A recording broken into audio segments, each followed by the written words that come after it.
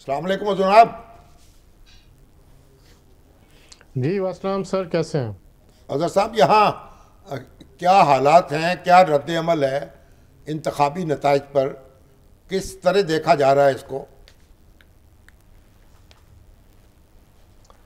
शामी साहब, मेरा ख्याल है कि यहाँ पे इन इलेक्शंस को जहाँ तक मैं समझता हूँ ज़्यादा सीरियस नहीं लिया गया यहाँ पे। अच्छा।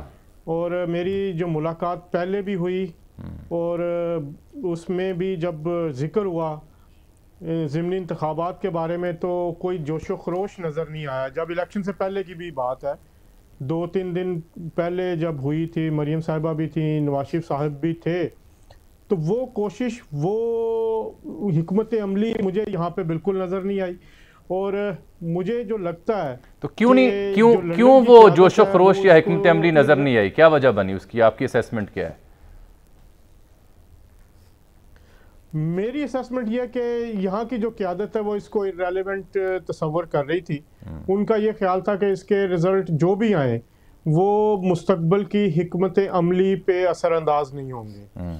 और ये मेरी बल्कि तीन दफ़ा मुलाकात हुई लास्ट वीक में, और एक में मैंने पूछने की भी कोशिश की तो कोई इतना मतलब जोशो खरोश वाला जवाब कोई नहीं था। तो मेरा जो ख्याल है या जो मेरी असेसमेंट है वो ये है कि इन्होंने लॉन्ग टर्म अपनी प्लानिंग की हुई है।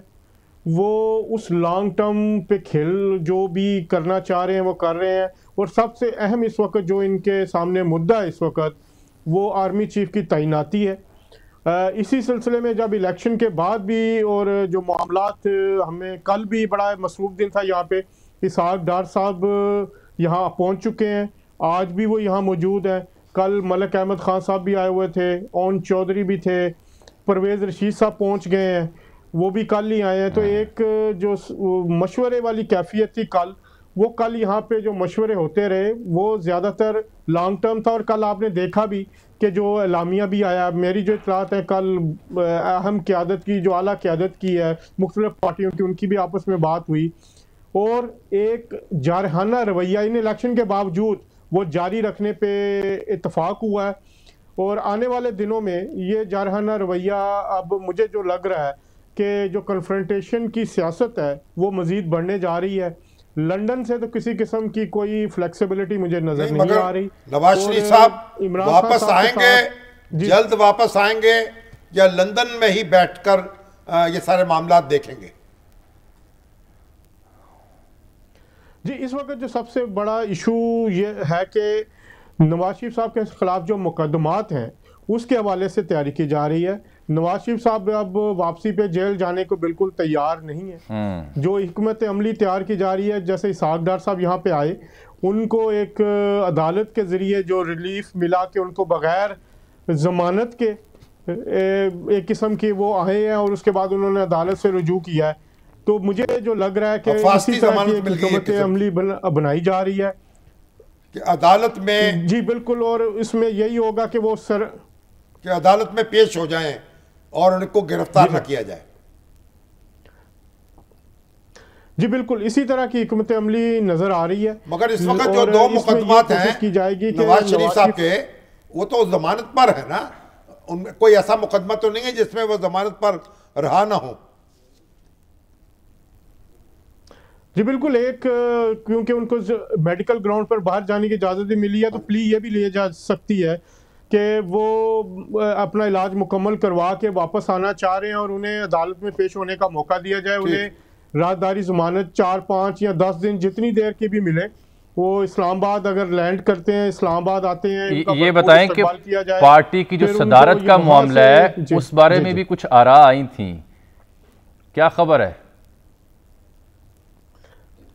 जामी साहब, ये बड़ा इम्पोर्टेंट इशू है और इसमें जो मामला है, जो मुझे लग रहा है कि मरियम नवाज साहिबा एक बड़ी स्ट्रॉन्ग कैंडिडेट है इलेक्शन इसके लिए, PMLN की सदारत के लिए। और जो इस वक्त ज़्यादातर मशवरे भी आ रहे हैं पाकिस्तान से, जो लीडरशिप से भी बात हो रही है मियां नवाज शरीफ की, उन पर गौर किया जा रहा है क्योंकि पार्टी इस वक्त अमली तौर पर गैर मुनज़्ज़म है। जो मुस्लिम लीग नून है पंजाब में ख़ास तौर पर, जिसका अमली मुजाहरा हमें इलेक्शन में भी नजर आया कि आबद शेर अली साहब, जो उनसे मेरी भी बात हुई, वो बेचारे यही कहते थे कि मेरी कोई मदद को नहीं आ रहा। और अगर आप दूसरा हल्का भी देखें शजरा मनसब अली का, उसमें भी किसी ने कोई तवज्जो नहीं दी। हालांकि अगर ये 10-15 या 20 हज़ार का वक्त जो गैप है उसको कम करने की कोशिश की जाती, मुझे तो ये समझ नहीं आ सकी कि एक पार्टी जिसके ये गढ़ कहलाते थे फैसलाबाद, शेखुपुरा या लाहौर, वहाँ पे मुसलसल वो शिकस्त से दो चार है और क़यादत जो है वो इर्रेलेवेंट दिखाई दे रही है इन इलेक्शन से, इसको संजीदा ले ही नहीं रही और कोई लॉन्ग टर्म प्लानिंग कर रही है। उस लॉन्ग टर्म प्लानिंग का क्या फ़ायदा अगर उससे पहले आप मुसलसल शिकस्तों से दो चार होंगे, पॉपुलैरिटी अपनी कम कर लेंगे? मुझे तो इस सियासी हिकमत में कोई दानाई नज़र नहीं आती। बहरहाल मगर एक बात आप नोट कर लेना, क्या जो आपने इस्तदलाल दिया है, ये जितने हल्के हैं पहले वो हारे हुए हैं। जिस हल्के में फैसलाबाद में 2018 में भी हारे थे, यानी जितने हल्कों में इलेक्शन हुआ है कौमी असम्बली के, वो सब मुस्लिम लीग नून ने 2018 में हारे थे, जीते हुए नहीं थे। बिल्कुल ठीक बात है आपकी, लेकिन ये इस मंतक से आप अपने उसको राम नहीं कर सकते, ये नहीं कर सकते क्योंकि वोट बैंक भी डिक्रीज हुआ है। जामी साहब मुझे एक वोट बैंक डिक्रीज हुआ है, वो डिक्रीज हुआ हो या इंक्रीज हुआ हो, फर्क पड़ता है सर। हल्के उनके नहीं थे, नहीं ना हो, लेकिन फर्क तो पड़ता है ना। तो पहले हारे हुए थे ना सर, ये एक दिल को बहलाने वाली बात है नून लीग के लिए। जी अच्छा जामी साहब, इसमें एक बड़ा इंपॉर्टेंट जो इशू है वो ये है कि जो ये तैनाती है, और इसके अलावा जो नून लीग समझती है कि जब इन नवाज शरीफ साहब वापस आएंगे लेवल प्लेइंग फील्ड होगी। उनके ख्याल में इस वक्त सिर्फ एक शख्स को जो पार्टी है उसको मौका मिल रहा है। नून लीग इस वक्त हेडलेस पार्टी है, उनके कायद यहाँ पे नहीं है, नवाज शरीफ साहब को बाहर रखा गया है। जब वो वापस आएंगे, अवाम में जाएंगे, बात करेंगे, तो वो जो एक उनका वोटर नाराज है या गैर मुनज़्ज़म है, नवाज शरीफ के वापस आने से मुतहर्रिक होगा और वो अपनी ग्राउंड ले लेगा। चलिए ये दलील, ये दिल को बहलाने की खातिर ख्याल अच्छा है, लेकिन होता यह है सियासत में सर कि जितनी आप ताखीर करते हैं, timing is the most important की। अगर आप जुलाई के इलेक्शन में उस तरह से नतीजे ले सके, अब नहीं ले सके, और सोच रहे हैं कि जब वापस आएंगे तो वोटर शायद बेताब बैठा होगा और बाहर निकल आएगा, उतनी देर में जो आपके ओपोनेंट्स हैं उनका जो पारा या उनकी जो मकबूलियत है वो कहां से कहां जा चुकी है और चली जाएगी। तो ये हकायक है ज़मीनी बेलाने की। 2007 में भी तो ये बाहर थे, वापस आए तो इलेक्शन जीते हैं। बिल्कुल आप ठीक कह रहे हैं। तब क्या इमरान खान साहब इस कदर, तब क्या इसका मुतबादिल बयानिया सुन लें, तब क्या इमरान खान साहब इस कदर पॉपुलर और तवाना थे? साथ में जवाब है नहीं।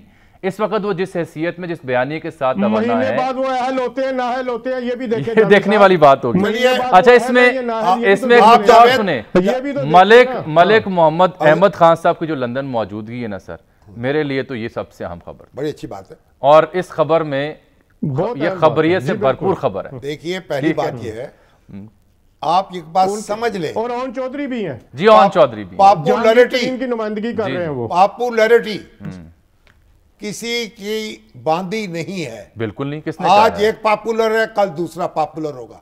और अभी ये हमारे जुबैर बसरा साहब है, एक बुजुर्ग, उन्होंने मुझे एक कथा भेजा है। उन्होंने कहा जिमनी इलेक्शन हारने के बाद लोग सुनते हैं तबसरा दिन रात, बिल बिजली के हैं हार का बायस, काश मान ले हुकूमत ये बात। नहीं मानती।